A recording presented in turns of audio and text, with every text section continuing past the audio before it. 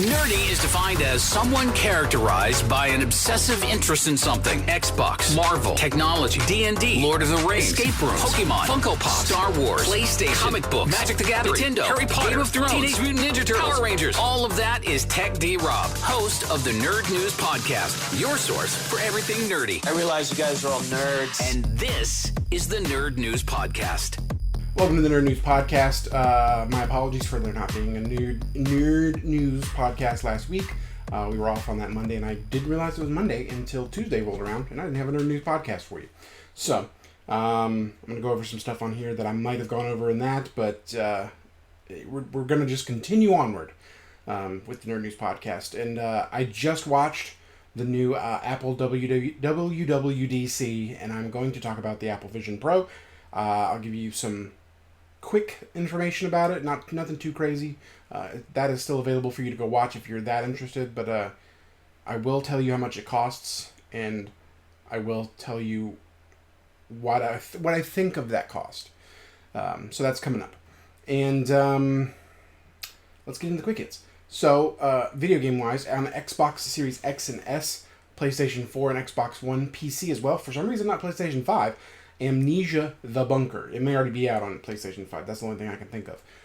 Diablo 4, if you didn't pay the extra money to play it early, that comes out today, as well, along with Amnesia as well, on current and next-gen Xbox and PlayStation, along with PC. Harmony: The Fall of Reverie is on Switch and PC on Thursday, and also Thursday, MotoGP 23 on all of those platforms we've already talked about, current next-gen, PlayStation, Xbox, Switch, and PC. Renfield makes its way to DVD this week. Highly recommend you check that out. Very good Nicolas Cage, Nicholas Hoult movie. Fast X is on digital this Friday.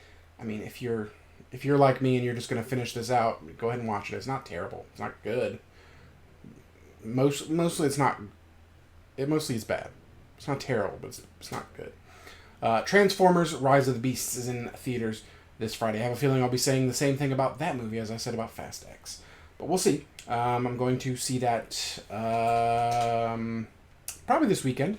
And then also, in a few minutes here, when we come back from the break, not only will I be telling you about the Apple WWDC 23, I will also give you reviews of two movies I saw over the weekend. The Boogeyman, and I'm writing that in my notes right now because I forgot to put that in there, and Spider-Man Across the Spider-Verse. So, all of those things will be talked about very soon when we return to the Nerd News Podcast.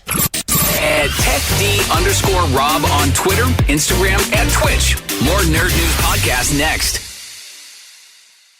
Follow TechD_Rob on Instagram, Twitter, and Twitch. At TechD_Rob. This is the Nerd News Podcast. So, I just did my first thing of the Nerd News Podcast, and then I look over to grab my water bottle. Right here. And I see my mic also over here.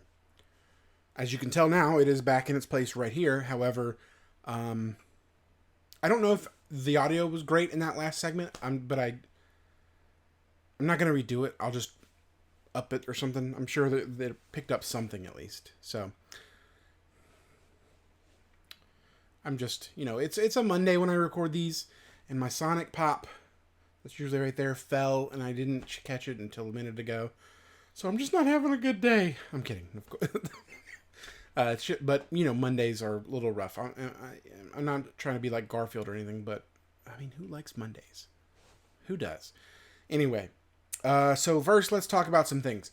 The Netflix password crackdown has hit home for my girlfriend. I'm going to be honest with you. I haven't paid for Netflix ever. It's not something that it was on my list of things to purchase. But I've been using my cousin's Netflix whenever anything would come along that I was interested in. I watched The Umbrella Academy. I watched Stranger Things.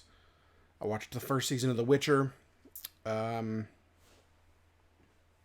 drawing a blank on anything else that's of note from the Netflix group. But it is something that I was not worried about. And when they said they were going to start doing this password crackdown, I wasn't interested. I was like, okay, well, I'm just won't not watch Netflix anymore. I'm just not going to pay. I'm not going to pay for the most expensive streaming service there is for some random stuff that, and 90% of the time when I go to Netflix, I scroll through and I don't find anything to watch. I don't do it. It's just there's nothing notable on there to me. So on Saturday, or maybe it was Friday, maybe Friday evening. I didn't go out or anything. I was with my girlfriend, and she was watching murder stuff in the bed, which she tends to do. She's a big fan of the murder genre.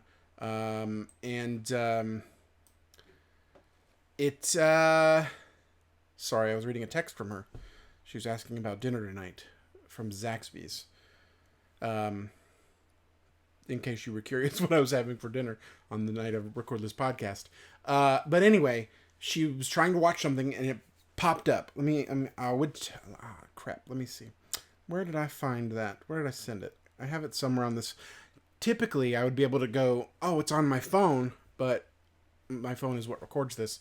And that's why it looks so damn crisp and clear. Gosh, I love the iPhone for recording like this. But I have it in a text message sent over the weekend. It says, this TV isn't part of your Netflix household. Create an account to enjoy your own Netflix today. There's a button for that. And it says, did we get it wrong? You have options. You can update your Netflix household or say, I'm traveling. I don't know how the I'm traveling thing works. It's not my account, so I didn't click it. I just told her, I said, well, I guess if you want to watch Netflix, you're going to buy your own. Because the deal is, I'm not buying Netflix. I'm just not going to, especially after this. That's how they built their platform. They got people interested. They're like, share it with people. And there was a tweet from 2017 that Blockbuster dug up, which, Blockbuster's pretty much dead as well. But Blockbuster dug it up and it said something about sharing your password. So, I just don't like that they're going back on it. I really don't like that part. It's, I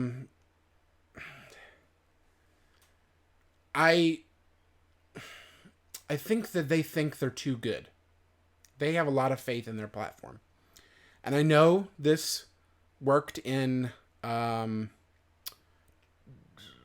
Canada. I know this approach worked there, but hopefully the American people will show them how they've been incorrect on how this should work. And I'm just going to band with the rest of the people who don't watch enough Netflix for it to be worth it, and hope hope the number's few enough that they go back on this. But I don't know. Hopefully they lose money is what I'm hoping, because I'm just not going to buy Netflix. I'm not gonna. You can't make me, and I won't. There are, Disney Plus, I'll gladly pay for. HBO, I might pay for, but I get that for free because I have AT&T for my phone service. It's, there's just a bevy of other streaming services that are way better. Apple TV Plus I get because I'm on my brother's family plan, and we pay for extra storage space on the cloud, which comes with Apple TV Plus, which I think is one of the better streaming services. And I basically have never had to pay for Apple TV Plus because I get other services from Apple. It's just wild that they think that they're that good to me. And maybe I'm in the minority here, but I hope other people stand strong against Netflix. But either way. Next on my list of things to talk about, just a couple quick little things. The MetaQuest 3 has been announced for $499. Now, the main difference between it and the MetaQuest 2 is a new chipset, and it's 40% slimmer, but apparently heavier. Now, I'm sure there will be other differences as time goes along, but they had to release this information as quick as possible because they knew that at Apple's WWDC, they'd be announcing some sort of headset. So they wanted to be the first ones to, get their name out there like that, which smart idea. And then what else can we look at here? The MetaQuest 3. I'm just trying to delete some things as I go here.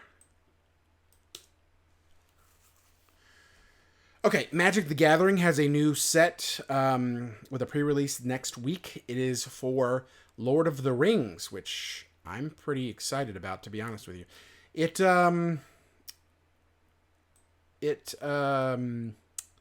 I'm sorry. I'm trying to adjust things in the background of my computer. It brings together two of my favorite things: Lord of the Rings, fantasy in general, and Magic the Gathering. The trading card game of choice by me for the past how many years? I can't give you a set number, but I've played it on and off pretty much the whole time I've played card games. So I'm pretty excited about this one in general. The Barbie movie used so much pink paint there was an international shortage, which is just the dumbest sentence I've ever said on this podcast. It's just... Why? Why? Couldn't most of that be done with CGI? Green screen effects? I don't know. I guess they're trying to be practical, but why? This movie better be good. And I don't mean it better be adult good. I don't know what I'm trying to say there, but anyway, I'm really hoping it's not just terrible, because I feel like Margot Robbie can do almost anything. Ryan Gosling's pretty good in most things as well. That's not Ryan Gosling, is it? Barbie movie. Hold on, Barbie. It's Ryan Gosling. Yeah. That's Ryan Gosling. Okay. I get him and Ryan Phillippe mixed up. And it's just because their name's Ryan, to be honest with you. There's not much of that similar to the two of them. But yeah, I'll see it. And that's just because I'll probably see almost any movie. With the AMC A-list thing, it doesn't hurt for me to go see something. But yeah. So, last thing before I review some movies and give you the Apple WWDC information. Tears of the Kingdom. I am now, before this podcast, 80 hours into this game. And I'm starting to feel the way I felt about Breath of the Wild. Still a great game, but I think I'm getting fatigue of the same game. It's a great game. It's a lot of fun to play. But I feel like myself, I am one who is prone to get bored quicker. And I did with Breath of the Wild. I never finished the game. I never went and beat Ganon, Calamity Ganon, whatever it was, the final boss. I never did that. I beat all the 4 Spirit Guardians, whatever they were called, but never went to that part. And I think for me to not have the same thing happen with this game, I'm going to have to dig in and finish this game very soon. Or I'm going to get bored with it. And that is no fault of the games. It's just the way I am as a person. I did the same thing with The Last of Us. If you follow me on Twitch, you would have seen me play that for a little bit. And then I went on to Hogwarts. Then I went on to Resident Evil 4. Now we're on to this. What's coming up next? I mean, I kind of want to play Street Fighter. I am constantly trying to find a new game to play. It's just me. Maybe it's just me. Anyway, that's where we're at on Tears of the Kingdom. Again, 80 hours in, probably the most I've played any game in a long, long time. But it's just because I was playing it for so long, to be honest with you. And one more quick thing. Spider-Man 2, the video game, more footage was shown last week in a PlayStation little thing. Couldn't be more excited about it. Kraven the Hunter seems to be a big part of the game. Venom, of course, a big part of the game. The symbiote. You can see it has gotten onto Peter Parker in these trailers.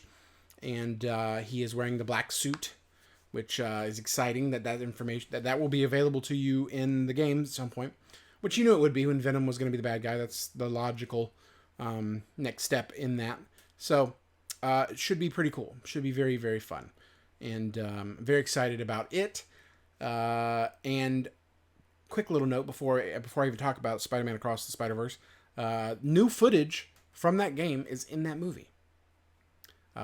Without giving any information about where or what. Just be on the lookout if you go see it for someone playing a video game.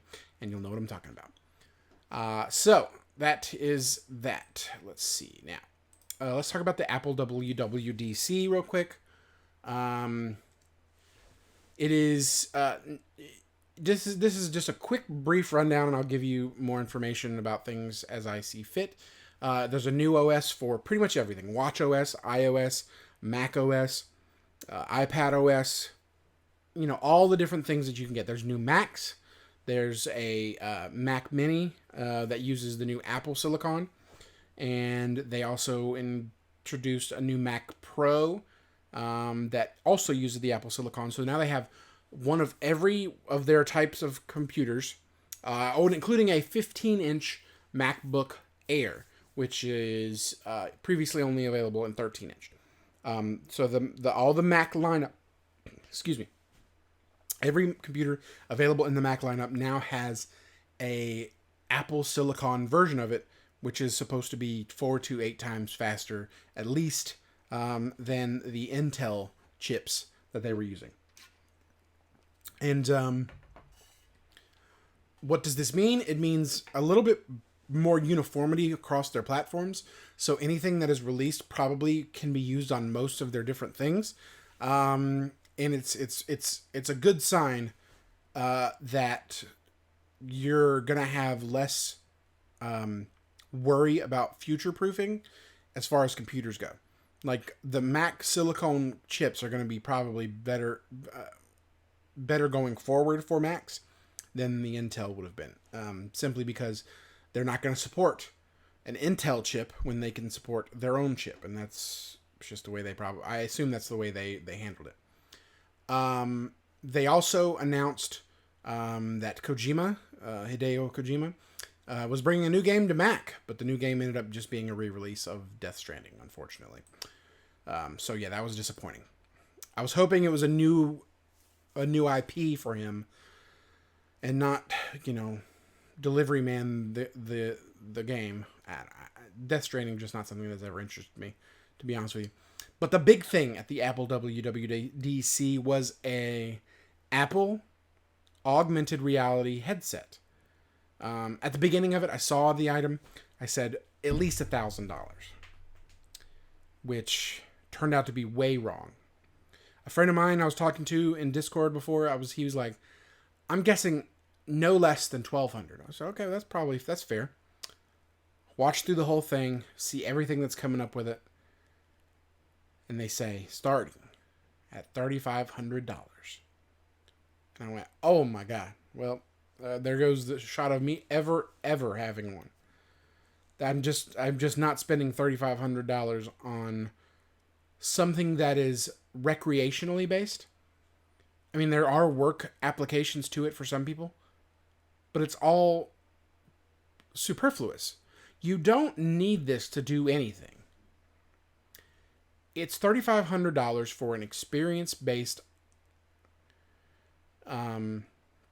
peripheral. It gives you an extension of your MacBook, but in itself is not a computer. It's not. I mean, there's computer things to it. It uses a new R chip. The M1 and the M2 chips are what they use in their computers. This uses what they call an R chip, the R1, and it's cool.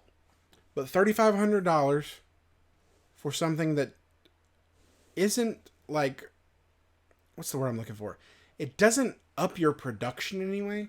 Whereas like a new MacBook, those you can justify that. You can write it off on taxes because it's for work, with this, you can use it for work stuff, but it's nothing. I'm sure you can still write it off, but it doesn't add anything to your work. It doesn't make your work easier. At least I don't think it does.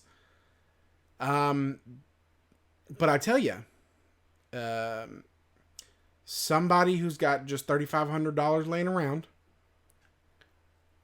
and is a pervert is going to have some great applications for this. I can tell you that now. I'm not going to get into the gross math that I went over with some friends of mine but just look at it. Just know that industry that I'm talking about, the industry for what's the PC way to say it. Sex workers, not like in-person prostituting ones, like, the ones digitally. They will find innovation first, always. That business is the innovator of almost all technology. So, I have a feeling that they're going to have a field day with this. And I'm not saying that's going to be like the number one use for it. It's not. I never would say that. But they will find and utilize this the best of any team out there. I guarantee it. And they always do. So that's the WWDC in a nutshell. If you want more information, of course, you can always go to apple.com. They'll have all that stuff listed there. So, movie reviews. Let's start with the one I liked the least. And I think you can figure out between the Boogeyman and Spider-Man. The Boogeyman's going to be the one I like the least. And it's not simply because I'm such a big Spider-Man fan. It's because Spider-Man was genuinely a good movie. Right after the movie, I used the phrase, it's a 10 out of 10. I don't know if I still believe that, but we'll get to that in a second. The Boogeyman is based on a Stephen King short story. I don't know exact novella, whatever they call them. Excuse me. I hope that sound didn't come through when I smacked my controller or my mic controller. Who am I? But the Boogeyman, a Stephen King story, is tight. It is an hour and a half, if I remember correctly. Nothing seemed like wasted time. It was tense, start to finish. And there were parts of it that genuinely scared me. And that's a feeling I haven't felt in a long time watching a scary movie. Sinister is one movie that I can think of that made me feel that way. It is a terrifying movie if you've never seen it. Still scientifically the scariest movie. And I may have explained that before on this podcast, but basically it comes down to the fact that people were in heart rate monitors, watched a series of movies. That one got their heart rate going the most. Good movie, by the way. So the Boogeyman, again, based on Stephen King's short story, novella, novel, whatever. Why do I do that to myself? Anyway, I feel like that is the best media for which to adapt into movies. Because here's the deal. If you have a novel by Stephen King, It, for example, this thick at least, right? The problem you come across is you can't fit all that into one or two movies. I mean, they couldn't fit nearly all that into It 1 and It Chapter 1 and It Chapter 2. And you can't do justice to some of these works of art that are books with that short of a time frame for these big of a book. And TV series is a good way to do those larger things, or a movie of smaller stories, which is what they did here. And a friend of mine that I went to see it with had read that short story and told me how it played differently than the movie. And I will say this: it would have been a lot crazier to end the way the book did, but I think the movie did just as well. It was a lot of fun. Fun is not the word I would use. It was a good scare movie. Scary movies that are truly scary are not a thing these days, in my opinion. And this one was truly scary. I'd give it, if I had to give it an out of 10 score, I would say an 8.5 for me. There aren't very many scary movies that I'd give higher than that. Because scary movies intrinsically aren't good movies on the surface. They do what they need to do. They scare you. They have a passable story at least. And that's all I'm really looking for. But if it's a scary movie that can also be a good movie,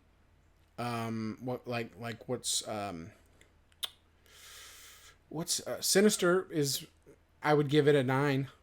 I also like The Conjurings. I'd give those pretty high scores.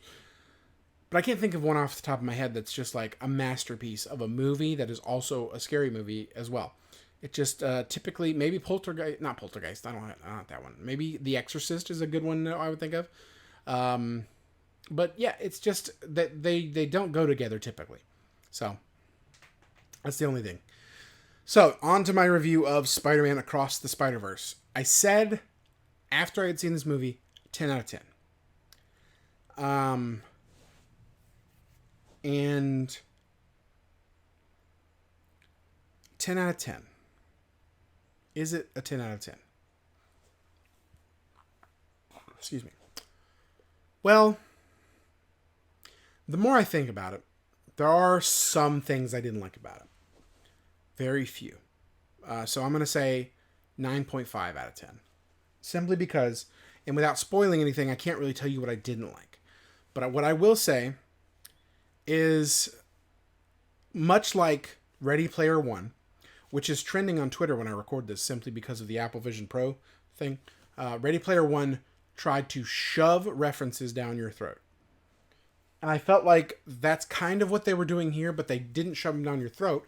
But they had them so much in the background. Like, all the different Spider-Man characters that you have to, like, get a glimpse of, and you go, was that? And then you never know for sure. This is one that would be good to watch at home. You can pause and go, okay, there's that Spider-Man. Okay, I didn't even notice that Spider-Man. It's one of those things to me.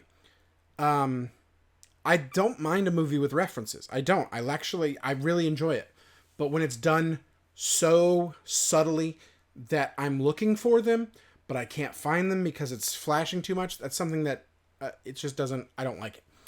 But I also don't like the other end of the spectrum where they have so many that you're just like, okay, there's the Iron Giant again. Oh, and there's more. There's another guy. Oh, and another guy, like Ready Player One did. So, in that note, that was one of my main qualms with the movie. But overall, it's 2 hours and 20 minutes. And while there were times I went, I wonder how much time is left. It wasn't because I was like, oh God, wrap it up. It was because I was like, they're not going to wrap this up in time. They're not going to be able to. And I knew going in, and I hope this isn't a spoiler for anybody because they've already said it. This is part 1 of 2 for Across the Spider-Verse. It was originally called Across the Spider-Verse Volume 1. But this is a part 2. And as that 2 hour mark was coming, I was like, it's going to be rough to find a good transitional point here. To say to be continued or something like that. But they did a pretty good job. And I will be heavily awaiting the sequel to Across the Spider-Verse. And hopefully it doesn't take nearly as long for it to come out as it did for the time in between this one and the previous one. Simply because that was a long, long time. But yeah, there's so many good little references that you'll understand. And some of them might pass you by, and that's, it's one of the qualms I had, but I will say it's nearly inevitable for something of this magnitude to have that happen to you. Should you see Spider-Man Across the Spider-Verse is the question. Yes, 9.5 out of 10. Very, very good. Best Spider-Man movie ever made. Even better than No Way Home, which was great. It was a 9.4 out of 10 potential, probably. So, real quick, there's one thing I wanted to talk about. I mentioned the Apple Vision Pro earlier. And they talked about all these different things, but then a word popped up that either I'm stupid, or they made it up, or someone else made it up a while back and they're just using it. They used the phrase, or they used the word foveated. Foveated. Foveated. Now, when I typed it to someone on my phone, which is made by Apple, foveated did not come up. But when you Google foveated, it does say digital image processing technique. So somebody else recently made up this word, and they're they're just, going to use it on with their stuff. Foveated. I hate that.